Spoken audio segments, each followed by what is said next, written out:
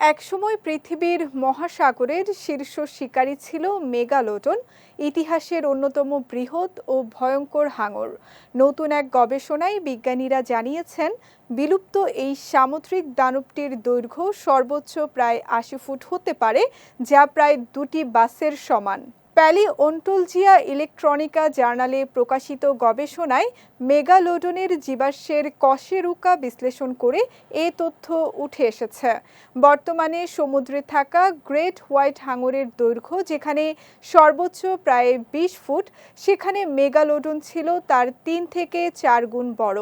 বিজ্ঞানীদের ধারণা, প্রায় ২,৩০,০০,০০০ বছর আগে এদের আবির্ভাব ঘটে এবং ৩৬ লাখ বছর আগে তারা বিলুপ্ত হয়ে যায়। মেগালোডনের শরীর মূলত তরুণাস্থি দিয়ে গঠিত হওয়ায় এর সম্পূর্ণ জীবাশ্ম খুব কমই পাওয়া যায়। তাই গবেষণার জন্য বিজ্ঞানীরা মূলত দাঁত ও কশেরুকার উপর নির্ভর করেন। এই গবেষণার ভিত্তি ১৯৭৮ সালে ডেনমার্কে আবিষ্কৃত একটি গুরুত্বপূর্ণ জীবাশ্ম, যেখানে প্রায় ২০টি কশেরুকা পাওয়া গিয়েছিল। এর মধ্যে একটি কশেরুকার ব্যাস ছিল ২৩ সেন্টিমিটার, যা থেকে কম্পিউটার মডেলের মাধ্যমে হাঙরটির সম্ভাব্য দৈর্ঘ্য ৮০ ফুট নির্ধারণ করা হয়েছে। গবেষণায় আরও জানা গেছে, মেগালোডনের খাদ্য তালিকা ধারণার চেয়েও বৈচিত্র্যময় ছিল।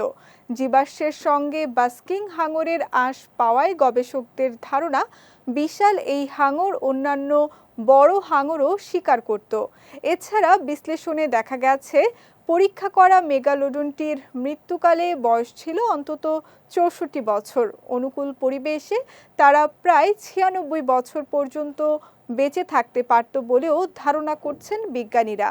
গবেষকদের মতে, নতুন এই গবেষণা পৃথিবীর ইতিহাসের অন্যতম ভয়ঙ্কর সামুদ্রিক শিকারী মেগালোডনের আকার, খাদ্যাভ্যাস ও জীবনকাল সম্পর্কে আরও স্পষ্ট ধারণা দিয়েছে।